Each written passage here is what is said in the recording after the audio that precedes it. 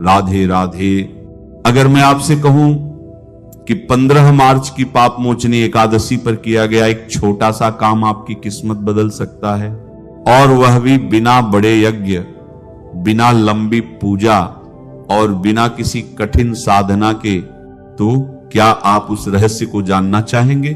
सनातन धर्म के शास्त्र कहते हैं कि चैत्र मास के कृष्ण पक्ष की पावन पाप मोचनी एकादशी कोई साधारण तिथि नहीं है। यह वह दिव्य दिन है जब भगवान श्री हरि विष्णु की विशेष कृपा पृथ्वी पर बरसती है, और यदि इस दिन श्रद्धा के साथ एक छोटी सी गुप्त साधना कर ली जाए तो जीवन में चल रही बाधाएं धीरे धीरे समाप्त होने लगती हैं, रुका हुआ धन वापस आने के रास्ते बनने लगते हैं और भाग्य के बंद दरवाजे खुलने लगते हैं। भक्तों, इस दिन आपको बस एक पवित्र वस्तु का सेवन करना है, लेकिन ध्यान रखिए इसे पूरी श्रद्धा और शांति के साथ करना होता है। शास्त्रों और पुराणों में बताया गया है कि उस पवित्र वस्तु का नाम है तुलसी दल।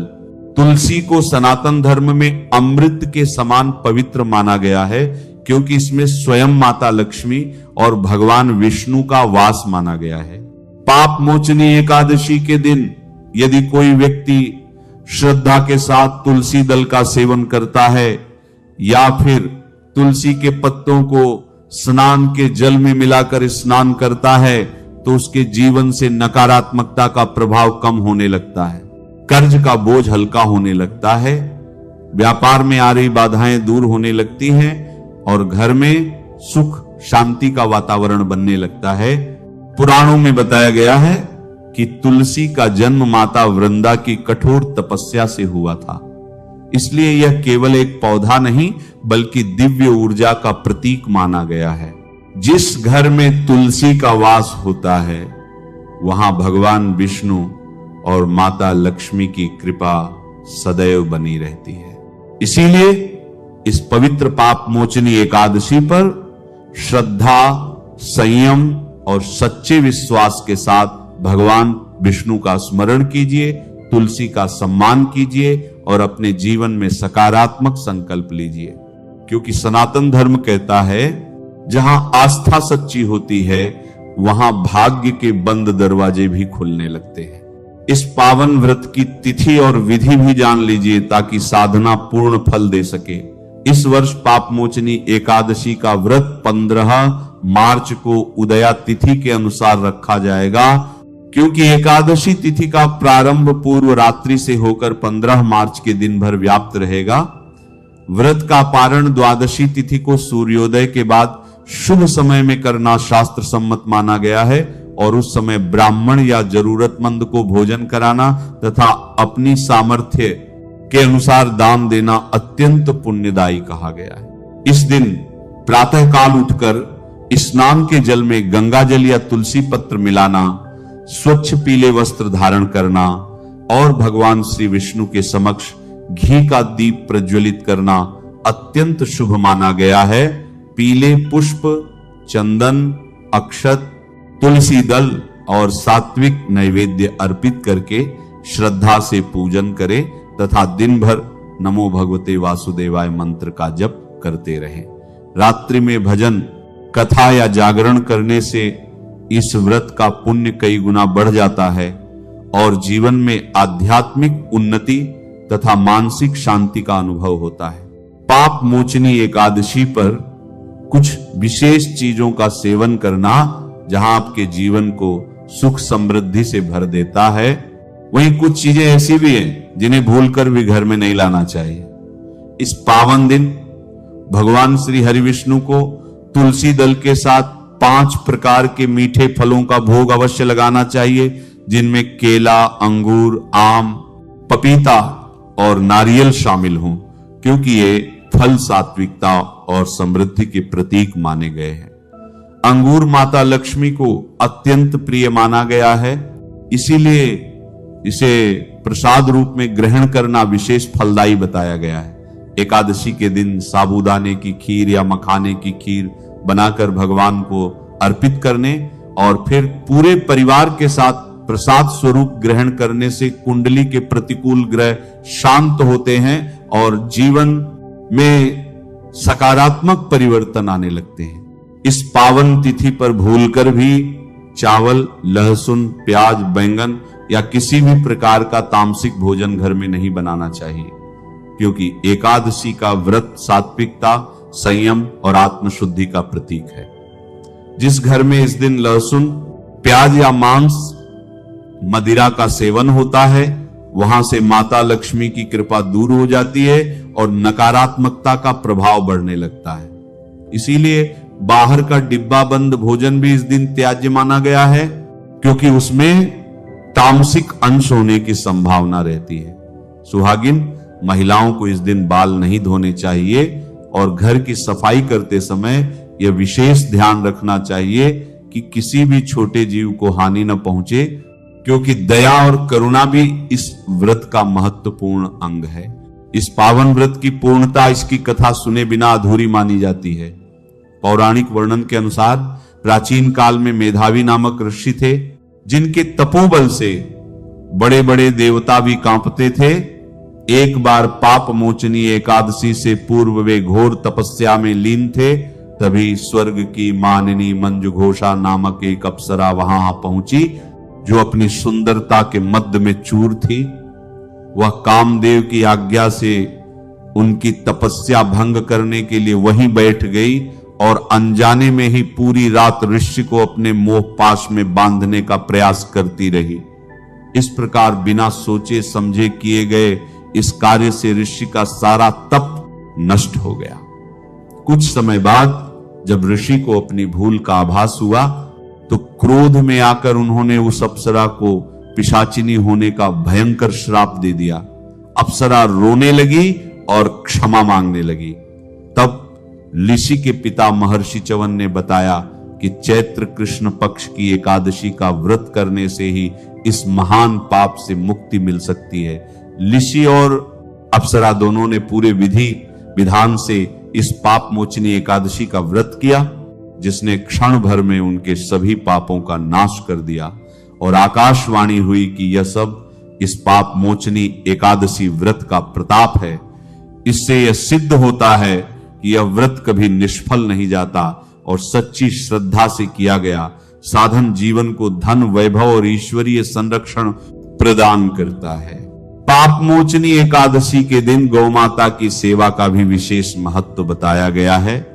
इस दिन घर में बनी पहली ताजी रोटी पर थोड़ा सा गुड़ और चुटकी भर हल्दी रखकर गौमाता को अपने हाथों से खिलाना अत्यंत पुण्यकारी माना गया है। और यदि संभव हो तो उनकी 7 बार परिक्रमा कर उनके चरणों की धूल माथे पर लगानी चाहिए, क्योंकि गौ सेवा को सभी देवी देवताओं की सेवा के समान माना गया है।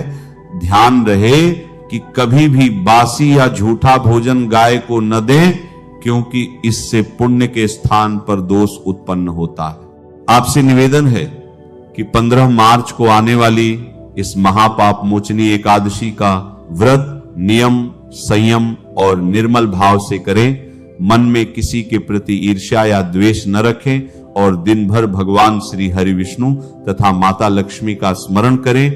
पाप मोचनी एकादशी के दिन प्रातः ब्रह्म मुहूर्त में उठकर सबसे पहले स्नान करके स्वच्छ पीले या साफ वस्त्र धारण करें। इसके बाद घर के मंदिर या पूजा स्थान को अच्छी तरह शुद्ध करें और वहां भगवान श्री विष्णु की मूर्ति या चित्र स्थापित करें। भगवान के सामने घी का दीपक जलाएं, तुलसी दल, पीले फूल और चंदन अर्पित करें। अब एक स्वच्छ पात्र में पंचामृत तैयार करें।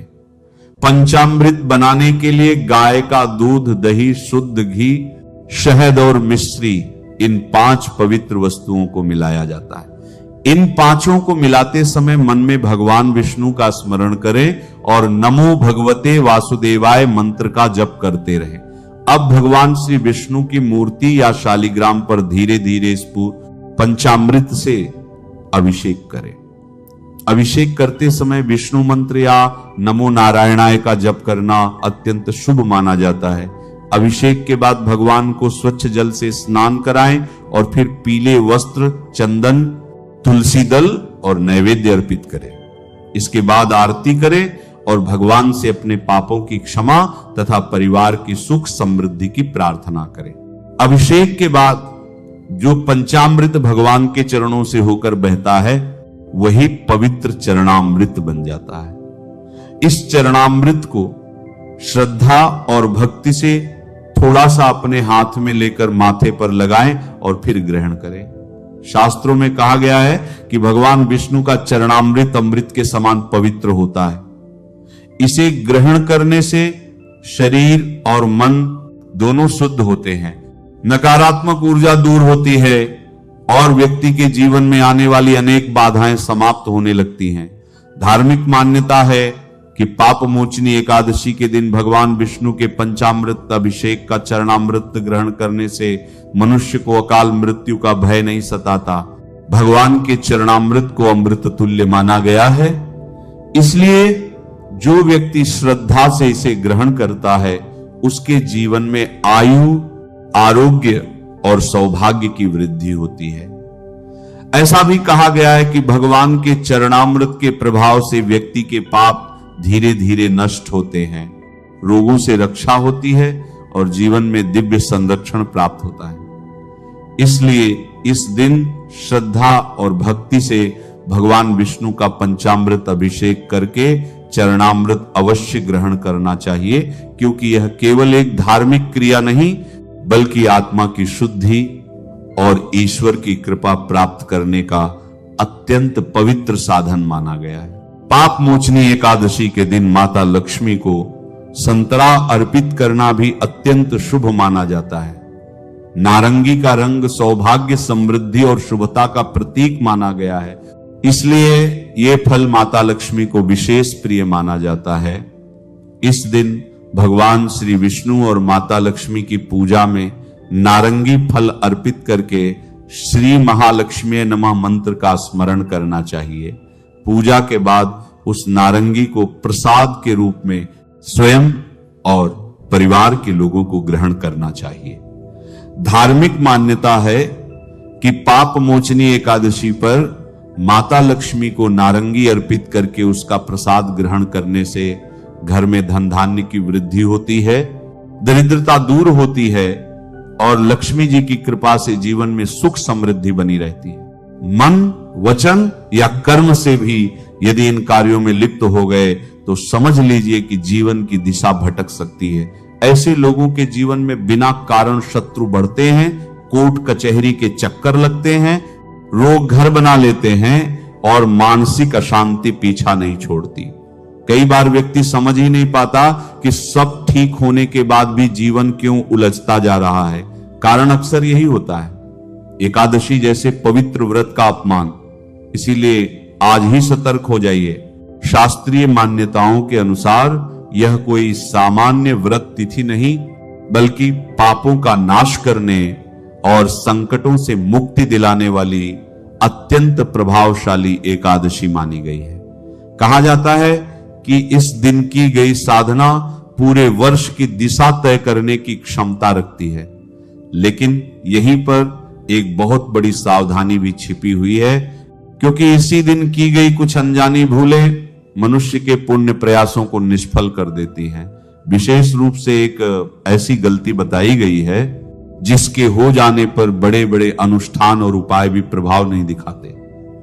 इसीलिए अगर आप जीवन में बार बार हार से जूझ रहे हैं और सच्ची शांति की कामना रखते हैं तो इस विषय को हल्के में लेने की भूल न करें और हर शब्द को मन में बैठाकर समझें। पाप मोचनी एकादशी का रहस्य केवल व्रत तक सीमित नहीं है, बल्कि इसका संबंध उस प्राचीन कथा से जुड़ा है जब महर्षि च्यवन के प्रताप से यह पापों से मुक्ति का मार्ग प्रशस्त हुआ था।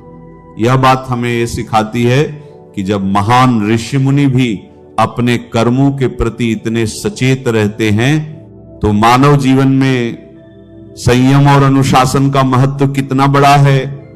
पंचांग के अनुसार 15 मार्च 2026 का यह दिन विशेष ऊर्जा से युक्त माना गया है और मान्यता है कि इस दिन सही विधि से किया गया छोटा सा उपाय भी लंबे समय से अटकी हुई समस्याओं, चाहे वे न्यायालय से जुड़ी हो या व्यापार और जीवन की रुकावटें, उनमें मुक्ति दिला सकता है।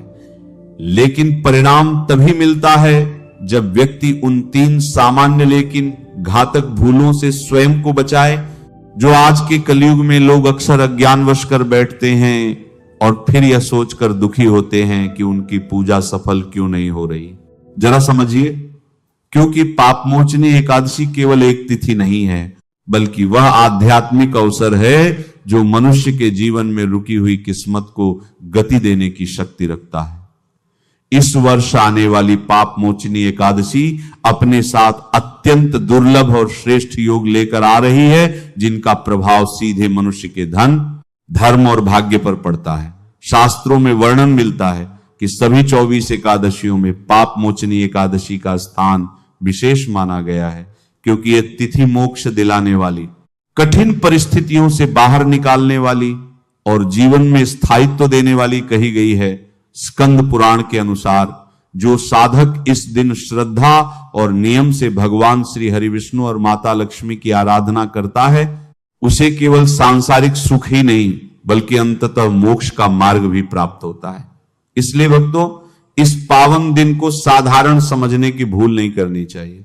इस वर्ष की पाप मोचनी एकादशी इसलिए भी विशेष है क्योंकि इस दिन कई शुभ और मांगलिक योग एक साथ बन रहे हैं, जिनमें सर्वार्थ सिद्ध योग जैसे प्रभावशाली योगों का समावेश माना गया है।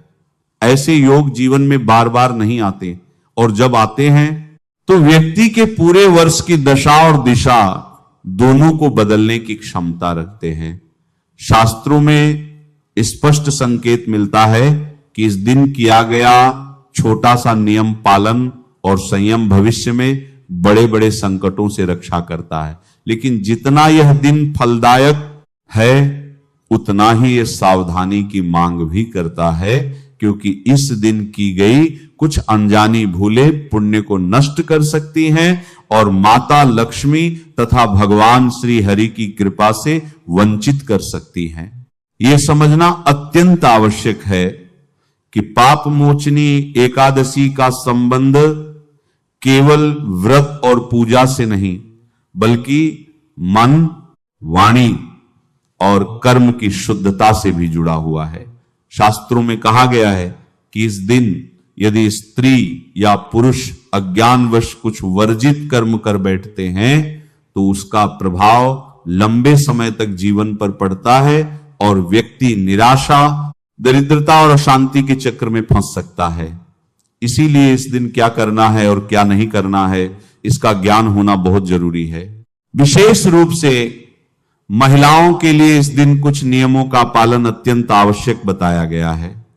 कहा जाता है कि एकादशी के दिन तुलसी माता की पूजा अत्यंत फलदायी होती है, लेकिन पूजा के समय मर्यादा का ध्यान रखना अनिवार्य है। बालों को खुला रखकर पूजा करना शुभ नहीं माना गया है, क्योंकि इससे पूजा का पूर्ण फल प्राप्त नहीं होता। तुलसी भगवान विष्णु को अत्यंत प्रिय है और उनकी पूजा में शुद्धता, संयम और नियम का विशेष महत्व है। इसी प्रकार इस दिन सूर्योदय से पहले और सूर्यास्त के बाद तुलसी में जल अर्पित करना वर्जित बताया गया है, जबकि संध्या काल में दीप प्रज्वलन करना अत्यंत शुभ फल प्रदान करता है। पहली बात जो आज समझने की है वो बहुत साधारण दिखती है, लेकिन असर में बहुत गहरी है। अक्सर हम व्रत को केवल पेट से जोड़कर देखते हैं और यही सबसे बड़ी चूक की शुरुआत होती है। एकादशी को लेकर सामान्य धारणा बन गई है कि बस चावल नहीं खाना है और दिन निकल जाएगा, लेकिन शास्त्र जिस एकादशी को शरीर और चेतना दोनों की शुद्धि का द्वार बताते हैं, उसे हम केवल थाली तक सीमित कर देते हैं। पाप मोचनी एकादशी का अर्थ है भीतर की शुद्धि, और भीतर की हार वहीं से शुरू होती है जहां हम बिना समझे भोजन ग्रहण करते हैं। इस दिन अन्न केवल पेट का विषय नहीं रहता, वह आपकी चेतना को प्रभावित करता है, विचारों को छूता है और आपके संस्कारों को दिशा देता है। इसीलिए कहा गया है कि इस तिथि पर लिया गया प्रत्येक कौर आपके भीतर के गुणों को जगा सकता है। तामसिक प्रवृत्तियां इसी मार्ग से भीतर प्रवेश करती हैं, और सबसे सूक्ष्म बात यह है कि वह तामस केवल प्याज, लहसुन या मांस से ही नहीं आता, बल्कि उस अन्न से भी आता है जो किसी और की ऊर्जा से भरा हो। जब आप इस दिन किसी और के घर का भोजन ग्रहण करते हैं तो आप केवल भोजन नहीं लेते, आप उसके कर्मों का अंश भी अपने भीतर उतार लेते हैं।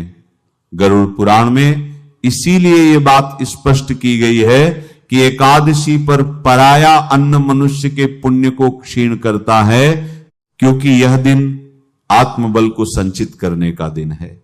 मित्र कितना ही अपना क्यों न हो, इस दिन अपनी देह और चेतना की सीमाओं को सुरक्षित रखना ही साधना है। अब इसी बिंदु से एक कथा स्वतः सामने आती है जो केवल कहानी नहीं है बल्कि चेतना का संकेत है।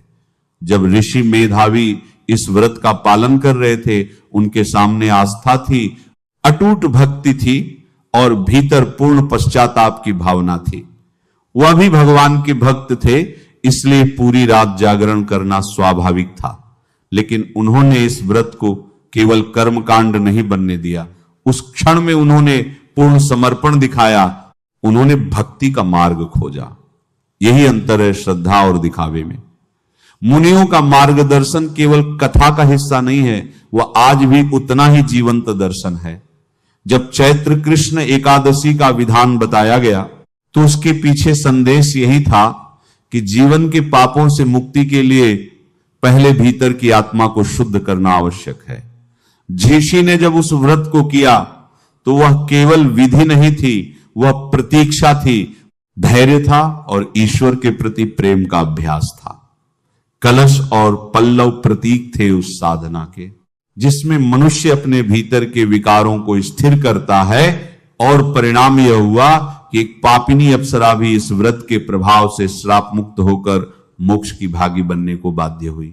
यही से आज की दूसरी परत खुलती है जो बहुत सामान्य लगती है, लेकिन इसी सामान्यता में सबसे बड़ा विस्फोट छुपा है।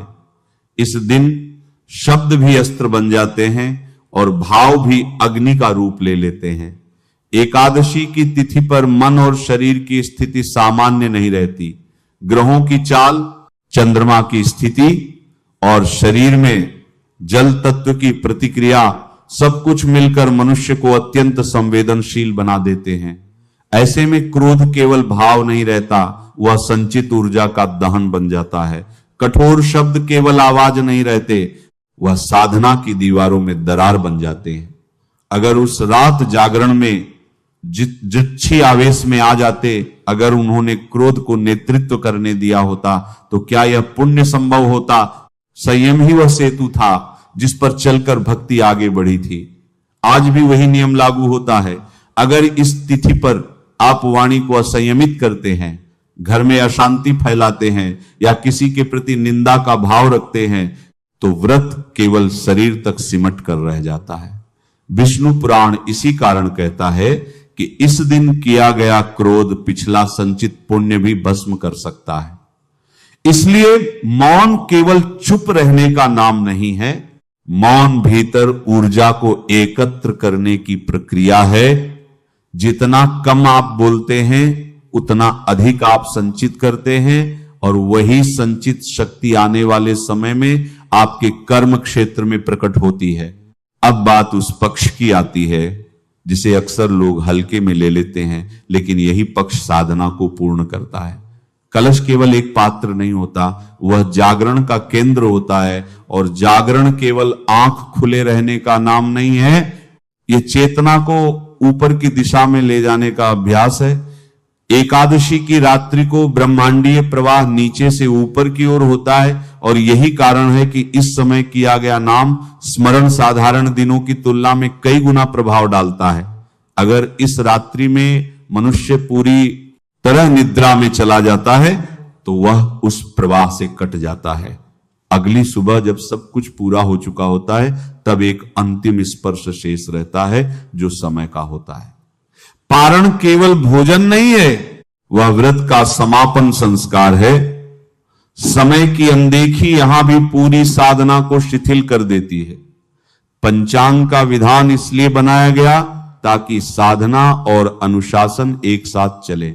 जब सही समय में अन्न ग्रहण किया जाता है तब व्रत का चक्र पूर्ण होता है और ऊर्जा स्थिर रूप से जीवन में प्रवेश करती है। इन सभी बातों का सार यही है कि शुद्धि पहले बाहर नहीं होती, वो भीतर घटती है। जब भोजन संयमित होता है, वाणी शांत होती है और चेतना जागृत रहती है, तब मनुष्य स्वयं के विकारों पर विजय पाने लगता है। पाप मोचनी एकादशी के दिन सात्विकता का पालन सबसे बड़ा नियम माना गया है।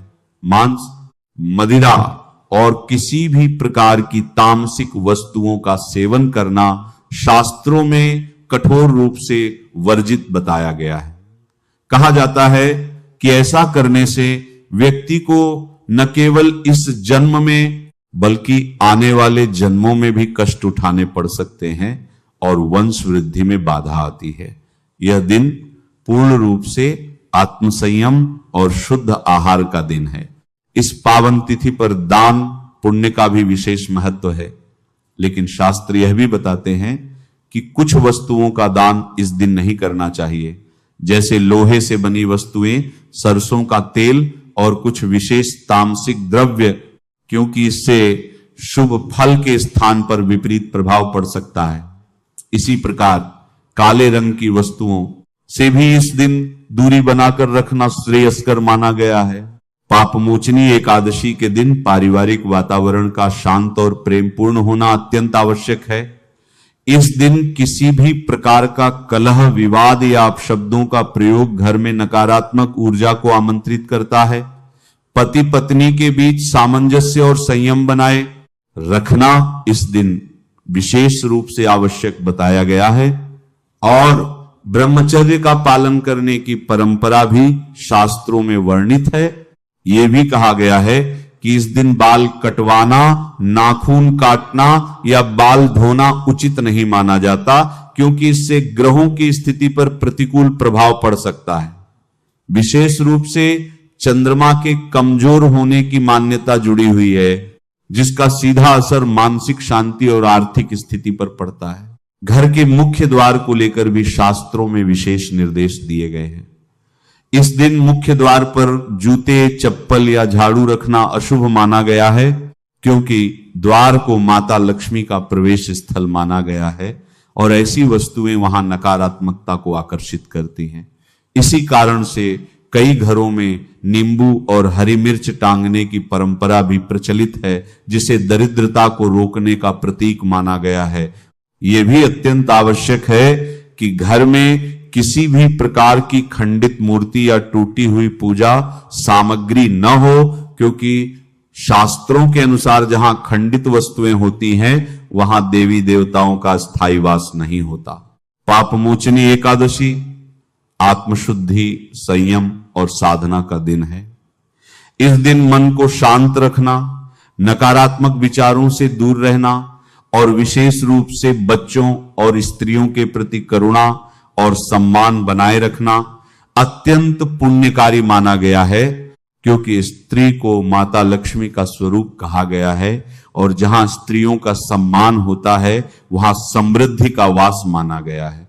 गौ सेवा, वृद्धजनों की सेवा और जरूरतमंदों की सहायता इस दिन अत्यंत शुभ फल प्रदान करती है। शास्त्रों में गौ माता को विशेष स्थान दिया गया है और उनकी सेवा को महान पुण्य बताया गया है। यदि किसी महिला की प्राकृतिक अवस्था के कारण इस दिन पूजा संभव न हो तो उसे मन में श्रद्धा और संयम बनाए रखना चाहिए और स्वयं को दोषी नहीं समझना चाहिए। श्रद्धा ही सबसे बड़ा पूजन मानी गई है। इस दिन यदि श्रद्धा पूर्वक माता लक्ष्मी की सुंदर छवि को घर के पूजन स्थल में स्थापित कर धूप, दीप और पुष्प से आराधना की जाए तो इसे देवी को आमंत्रित करने के समान बताया गया है और इससे घर में स्थायी सुख, शांति और समृद्धि का वास होता है। पापमोचनी एकादशी जीवन में बार बार आने वाला अवसर नहीं है। यह दिन आत्मनिरीक्षण, संयम और साधना का अवसर है। यदि इस दिन नियमों का पालन कर लिया जाए तो आने वाला पूरा वर्ष सुख, शांति, स्वास्थ्य और समृद्धि से भर सकता है। इसलिए भक्तों, इस पावन तिथि को पूरे मन, श्रद्धा और विश्वास के साथ अपनाइए, क्योंकि यही वह दिन है जो जीवन को मोक्ष और कल्याण की ओर ले जाने की क्षमता रखता है। आज मैं आपको एक ऐसा गुप्त रहस्य बताने जा रहा हूं जो सदियों में कभी कभी सामने आता है। एक ऐसा उपाय जिसे करने के बाद आप स्वयं देखेंगे कि कैसे आपकी गरीबी धीरे धीरे दूर होने लगती है, कैसे शत्रु परास्त होते हैं और कैसे किस्मत आपका साथ देने लगती है। अगर आप इस समय ये बातें सुन रहे हैं तो समझ लीजिए ये कोई संयोग नहीं है, ये ईश्वर का संकेत है कि अब आपके जीवन में परिवर्तन होने वाला है। पापमोचनी एकादशी कोई साधारण एकादशी नहीं है, जैसा कि इसके नाम में ही छिपा है पापमोचनी, अर्थात पापों का नाश करने वाली, जो भगवान विष्णु का स्वरूप है और जीवन की हर परेशानी, हर शत्रु और हर अभाव पर विजय दिलाने वाली तिथि है। अक्सर लोग कहते हैं कि हम मेहनत बहुत करते हैं लेकिन फल नहीं मिलता, लक्ष्मी तो बहुत आती है पर पैसा टिकता नहीं, बनते हुए काम बिगड़ जाते हैं, विरोधी हावी रहते हैं, सब होते हुए भी मानसिक अशांति बनी रहती है। शास्त्रों के अनुसार ये हमारे पुराने कर्मों और दुर्भाग्य का परिणाम होता है। लेकिन कुछ विशेष दिन ऐसे होते हैं जब किए गए छोटे से उपाय भी बड़ा फल देते हैं। 15 मार्च 2026 की पाप मोचनी एकादशी के दिन किसी को बिना बताए चुपचाप आप लक्ष्मी प्रिय चीज खा लेते हैं तो खाने मात्र से आपके जीवन में चल रही समस्त परेशानियां दूर हो जाती हैं, क्योंकि शास्त्र कहते हैं कि पाप मोचनी एकादशी के दिन इस तरह से लक्ष्मी प्रिय वस्तु ग्रहण करने से धन संबंधी बाधाएं धीरे धीरे समाप्त होने लगती हैं। नमः शिवाय। श्री महालक्ष्मी नमः। नमो भगवते वासुदेवाय। जय मां सरस्वती। जय श्री कृष्ण। राधे राधे।